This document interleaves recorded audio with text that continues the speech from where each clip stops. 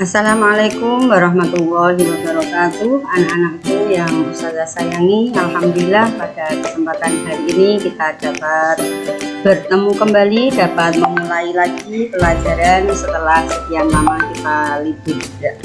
Anak-anakku yang Ustazah sayangi, untuk kesempatan hari ini kita akan belajar tema 8 subtema 4 tentang muatan pelajaran PPKN.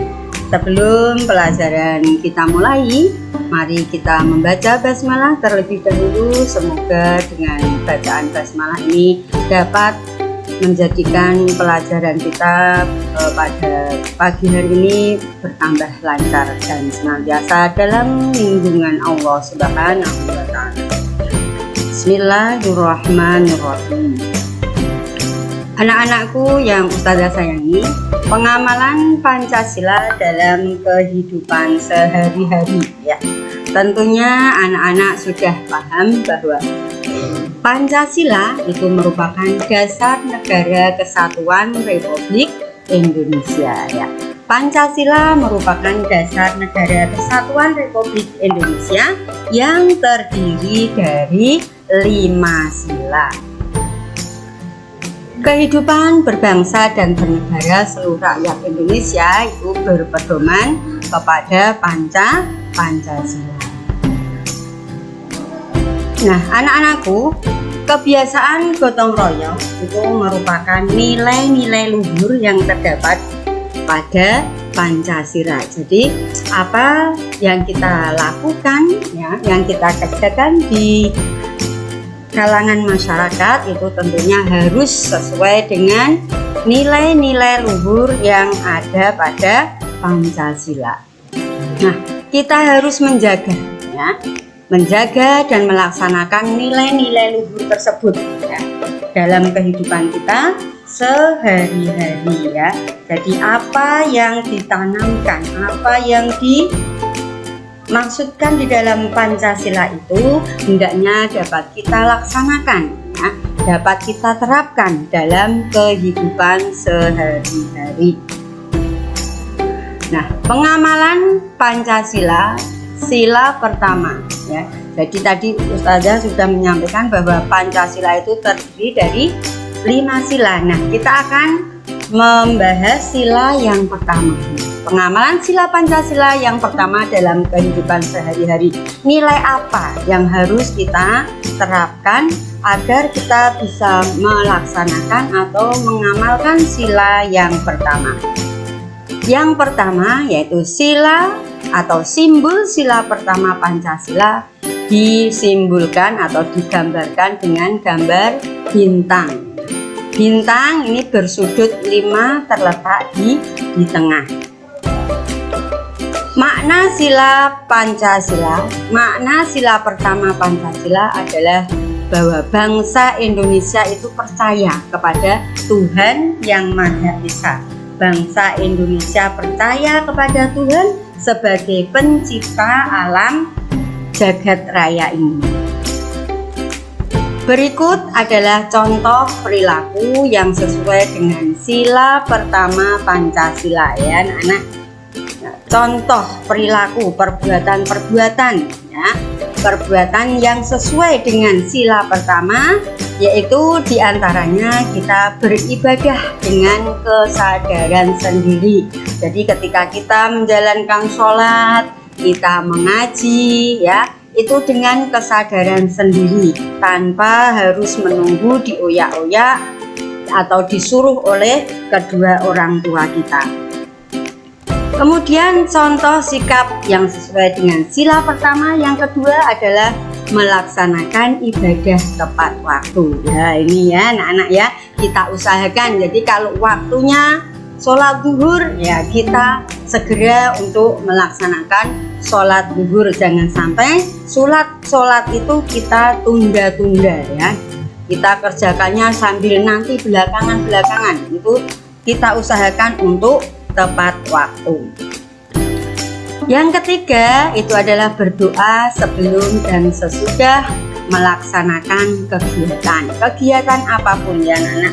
Entah kita mau tidur, kita mau belajar, kita mau makan, mau bepergian atau pekerjaan apapun, hendaknya kita awali dengan membaca doa agar apa? Agar kehidupan atau agar kegiatan yang kita lakukan senantiasa membawa keberkahan. Yang keempat adalah kita hendaknya selalu bersyukur dalam segala keadaan. Jadi dalam keadaan apapun kita harus tetap bersyukur kepada Allah Subhanahu wa Ta'ala. Selanjutnya adalah pengamalan sila kedua Pancasila. Nah, sila kedua Pancasila ini dilambangkan dengan gambar rantai emas. Dalam kehidupan sehari-hari kita juga saling menolong antar teman, tolong menolong ya anak-anak ya. Jadi tolong menolong ya. Itu termasuk sila kedua dari Pancasila. Yang kedua adalah berani membela temannya yang tidak bersalah. Nah ini jadi kalau misalkan anak-anak melihat ada temannya yang tidak bersalah kok dizolimi ya, maka anak-anak harus berani membela temannya. Jangan diam saja ya. Kalau ada temannya tidak bersalah kok dizolimi dengan teman yang lain, maka kalian harus berani untuk membela. Yang ketiga adalah memberi bantuan kepada korban bencana alam. Nah, memberi bantuan kepada korban bencana alam itu sesuai dengan kemampuan kita. Kalau kita mampu dengan tenaga,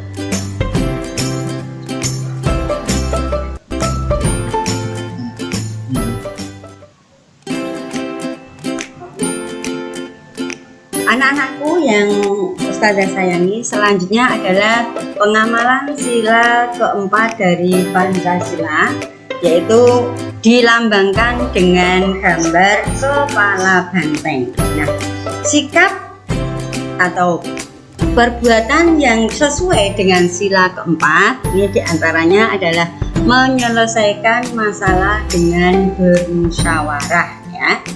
Menyelesaikan masalah dengan bermusyawarah, dengan rembukan, dengan omong-omong ya. Yang kedua adalah tidak memaksakan pendapat pribadi kepada orang lain ya. Jadi anak-anakku, sikap yang sesuai dengan sila keempat dari Pancasila adalah tidak memaksakan pendapat pribadi kepada orang lain. Selanjutnya, mengambil keputusan bersama dengan mufakat. Jadi keputusan yang kita ambil itu harus mencapai kata mufakat, disepakati oleh semua orang. Yang keempat adalah melaksanakan hasil keputusan bersama.